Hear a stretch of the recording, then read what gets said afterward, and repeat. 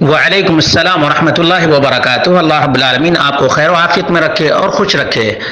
آپ کا سوال کچھ عجیب قسم کا ہے، وہ یہ ہے کہ آپ کی نماز عصر ایک ایسی مسجد میں ہوئی جہاں کے امام اور مقتدی تمام لوگ نماز سے فارغ ہونے کے بعد اپنے دائیں ہاتھ کو ماتھے پر رکھ کر کے اور کچھ پڑھ رہے تھے۔ آپ نے پوچھا کہ کیا پڑھتے ہیں؟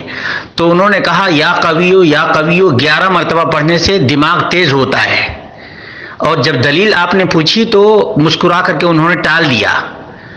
اللہ رب العالمین ہم سب کو قرآن و سنت کی پابندی کرنے کی توفیق عطا فرمائے، اور اللہ رب العالمین نے جس طرح سے دعا کرنے کا اسلوب اور سلیقہ اور دعا کے آداب ہمیں سکھائے ہیں، ان آداب کا ہمیں خیال رکھنے کی توفیق عطا فرمائے، اور محمد رسول اللہ صلی اللہ علیہ وسلم نے جو دعائیں سکھائی ہیں ان دعاؤں کو ہمیں بالکل اہتمام کے ساتھ پڑھنے اور التزام کرنے کی اللہ رب العالمین توفیق عطا فرمائے۔ آپ نے جو ذکر کیا ہے یا امام کی اور مقتدیوں کی جو حالت آپ نے ذکر کی ہے، یہ ماتم کی کیفیت ہے۔ کس کی کیفیت ہے؟ ماتم کرتے وقت لوگ ماتھے پر اور گریبان پر ہاتھ رکھتے ہیں۔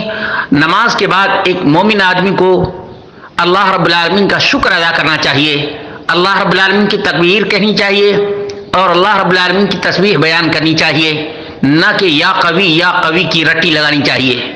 11 مرتبہ کی تعداد بھی قرآن و سنت میں کہیں ثابت نہیں ہے، یا قویو کی رٹی لگانا بھی قرآن و سنت کے اندر کہیں بھی وارد نہیں ہے۔ یہاں تک کہ جس کا نام آپ نے لیا ہے ان کے امام ابو حنیفہ سے بھی یہ چیز ثابت نہیں ہے، کیونکہ مفرد ذکر صرف اور صرف دماغی توازن کھو چکا آدمی ہی کرتا ہے۔ میرے خیال میں بات تھوڑی سی مشکل لگ رہی ہوگی، جو آدمی مجنون ٹائپ کا ہوتا ہے، پاگل ٹائپ کا ہوتا ہے، وہی کسی کا نام بار بار ریپیٹ کرتا رہتا ہے۔ مثال کے طور پر کوئی آدمی کہے کہ عبداللہ 11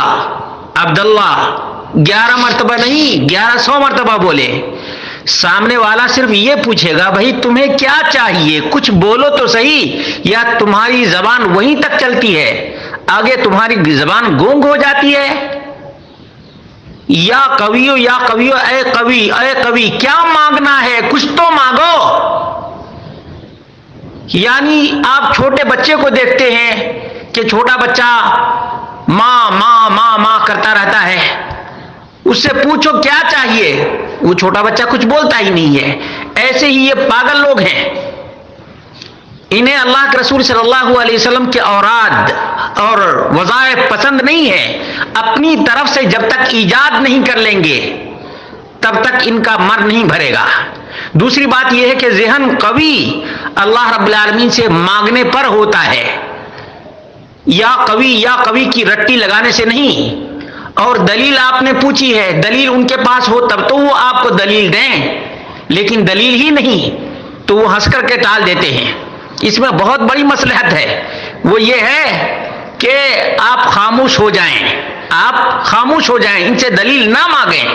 لیکن اللہ رب العالمین نے قرآن کریم کے کئی مقامات پر اس بات کو بیان کیا ہے، ہاتوا برہانکم ان کنتم صادقین، اگر تم سچے ہو تو دلیل لاؤ، اور ہمیں دلیل سے بات کرنی چاہیے۔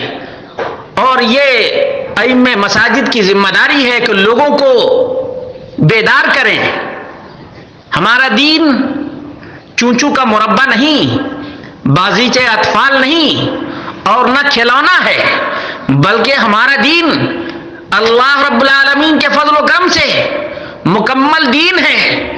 اس میں بچہ ابھی پیدا نہیں ہوا، اس سے پہلے سے اس کی تربیت کی فکر، اس کے لیے اللہ رب العالمین سے دعا، اور مرتے وقت تک جو تعلیمات ہیں ان کو بھی اس دین کے اندر مکمل طور سے بیان کر دیا گیا ہے۔ مرنے کے بعد کیا ہوگا، ان تمام چیزوں کو اللہ رب العالمین نے قرآن میں اور محمد رسول اللہ صلی اللہ علیہ وسلم نے اپنی سنت کے اندر بیان کر دیا ہے۔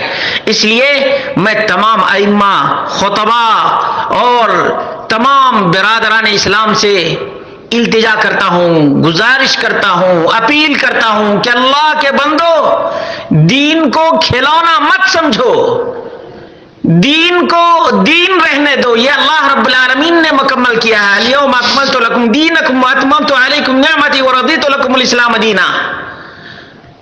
اللہ کے رسول صلی اللہ علیہ وسلم کے اوپر جس دین کی تکمیل ہو چکی ہے، کیا ہم اس دین کے اندر اسی طرح سے اضافہ کرتے رہیں گے؟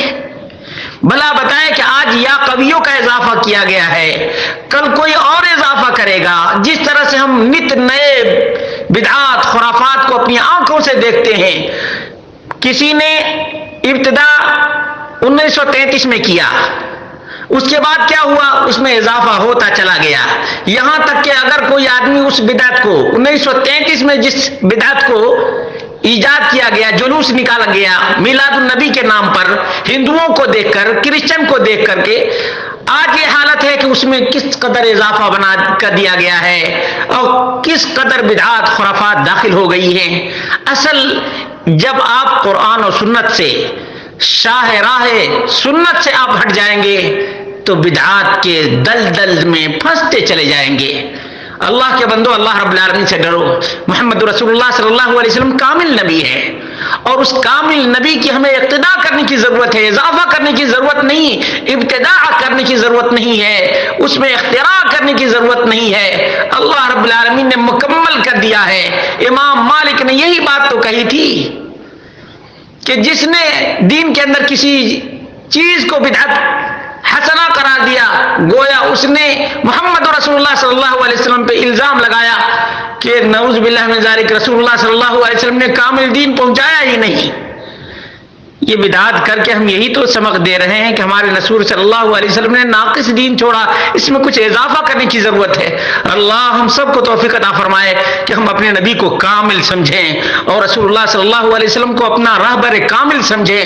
اللہ رب العالمین ہم سب کو محمد رسول اللہ صلی اللہ علیہ وسلم کی اقتداء حقیقی معنوں میں کرنے کی توفیق عطا فرمائے، اور دین کے نام پر کسی بھی بدعت کو رواج نہ دیں بلکہ بدعت کو ختم کرنے کی کوشش کریں۔ اللہ ہم سب کو توفیق عطا فرمائے کہ سنت پر اکتفا کریں اور بدعت سے اجتناب کریں۔ السلام علیکم ورحمۃ اللہ۔